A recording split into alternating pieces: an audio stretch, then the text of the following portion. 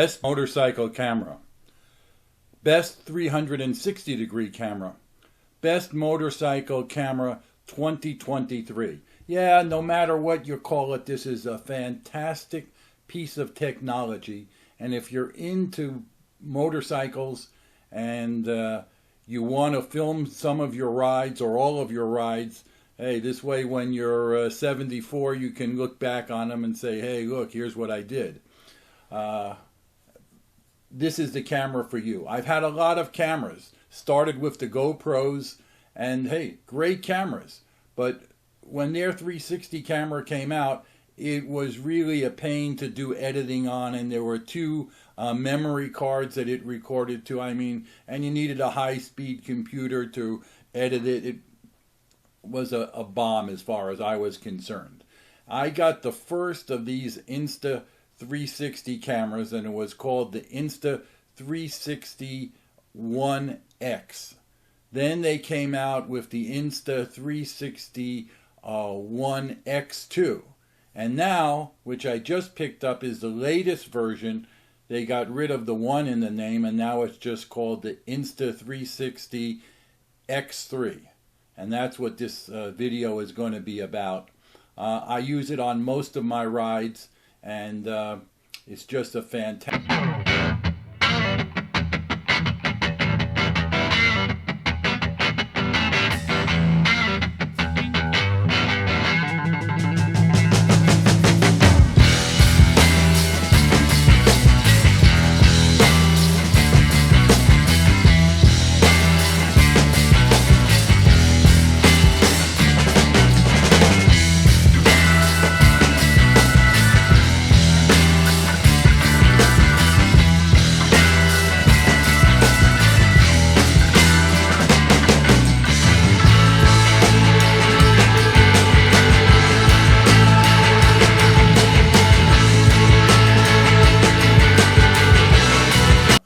Great for all sorts of action sports.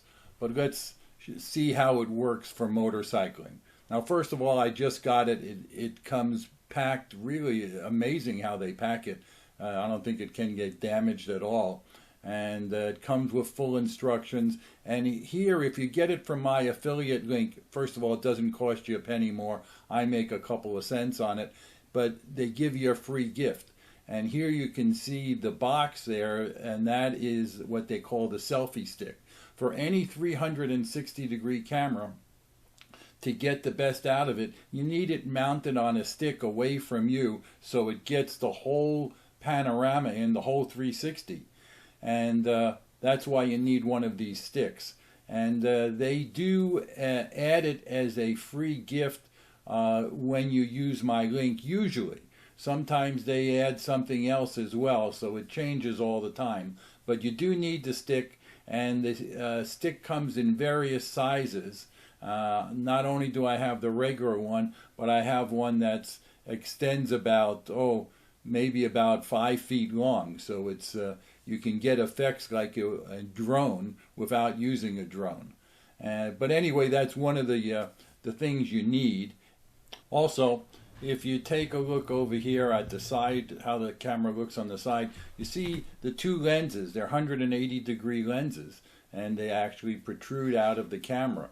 So it does come with this nice protective case for it, but I'd recommend getting some other protective cases so when you take it out of the little pouch, I have a rubberized protective sleeve that it's always sitting in. And probably that's the number one fault of any 360 camera like this is the lenses, and people just don't pay enough attention. They put the camera down right on the lens, or they put it on a tripod. It's a little windy out there, and it's not a tripod with real long base legs, and it can get blown over. Once you damage the lens, it's going to cost you a lot of money to get it repaired. So it's better to invest in some safety items like the rubberized pouch that I have, and they also have a thing called sticky lens guards that you could put on, and both of those things would stay on all the time. Now let's talk about some ideas about mounting the camera on your motorcycle. And this is one of the best ones. First of all, these cameras have a 1/4 inch thread on the bottom, which is standard, so very versatile in mounting. But what I like to use are all the GoPro mounts. Now here you can see it mounted on my helmet. Naturally it's on the top, and this way there's nothing restricting the total 360-degree view. So that's one of my, or I should say, most popular ways to mount it on the bike.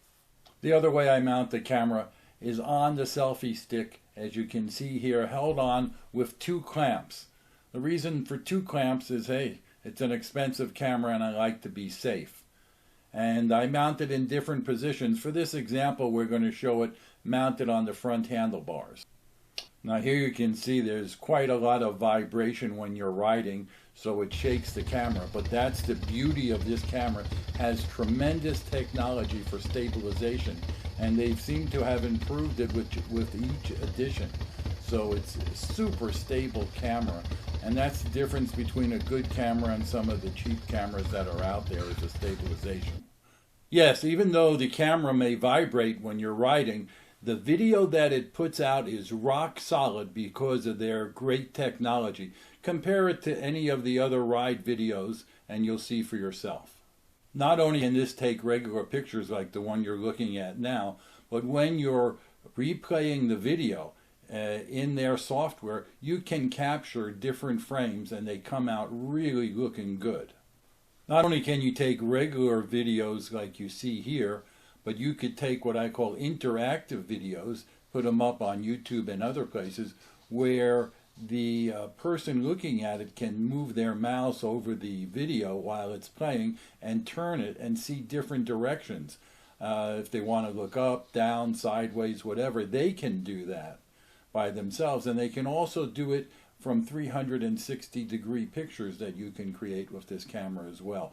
That's why it's also perfect for real estate. You can put it in one room, go in the other room, use your phone to take the picture with, and then let's say it's the living room, you put it up on the internet, and somebody who's looking for a house can go there, click on that picture. They could see, oh look, there's a fireplace on the right, there's a skylight up on the ceiling, and they could even look at the floors as well. So it's very versatile. Video coming up has the camera, as you saw before, mounted on the handlebars. It's one of the many locations I use when riding. Actually, the best would be the helmet, but this will give you a good idea of some of the capabilities of the camera. And I have it mounted on my Big Dog K9. It's a 2017 model that I modified. Let's take a look. Now on this camera, you won't ever see the selfie stick because it's right in the center of the stitch line, and when the 2 sides of the camera, the 2 lenses, are stitched together, it makes the selfie stick invisible. But if you look closely at this video as I'm turning the corner, you'll see the shadow of the selfie stick and the camera mounted on the handlebars in front of me.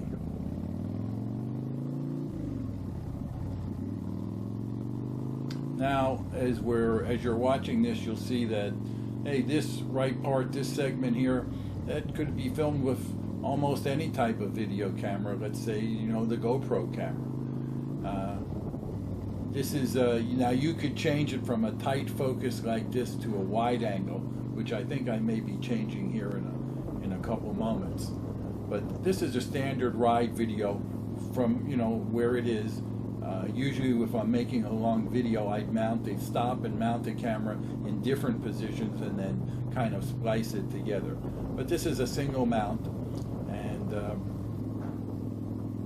when some changes are going to come up, I will point them out to you. Here we're going to turn to the left.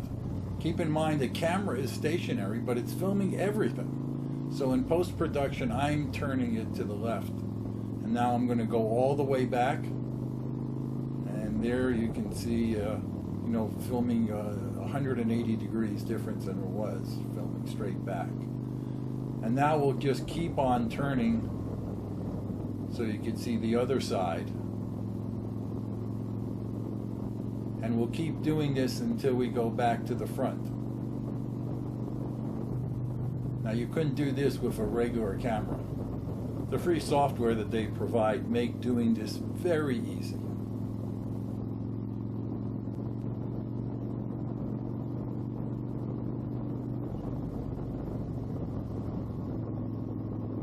Now watch, watch the headlight, and you see I'm kind of panning backwards. Now there's where the camera's mounted. If you look close, you can see the clamp, but you can't see the selfie stick.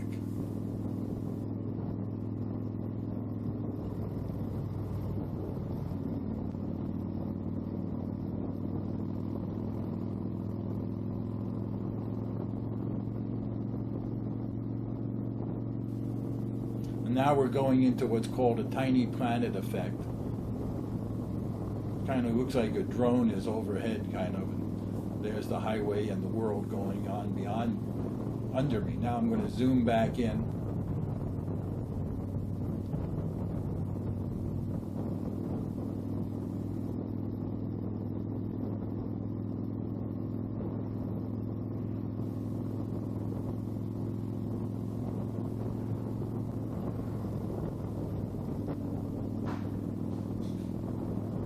Now we're going in 16 times the speed and into a crystal ball effect. That speed segment also had motion blur added to it, so blur the sidelines. Now back to a regular video. So this is just a quick take of just a few of the capabilities of this camera. And naturally, it shoots in very high resolution, 5.7. is the resolution. I usually shoot in 4K because that's good enough for most playback on widescreen TVs. If I'm playing it back at home, I usually would then go to the 5.7.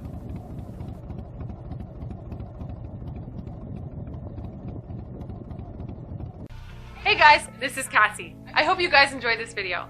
Tell us in the comments below what you found to be the most interesting and why. Also, if you haven't done so yet, make sure to hit the bell notification next to the subscribe button to stay up to date with all of our latest videos. Thank you for watching. I'll see you guys next time.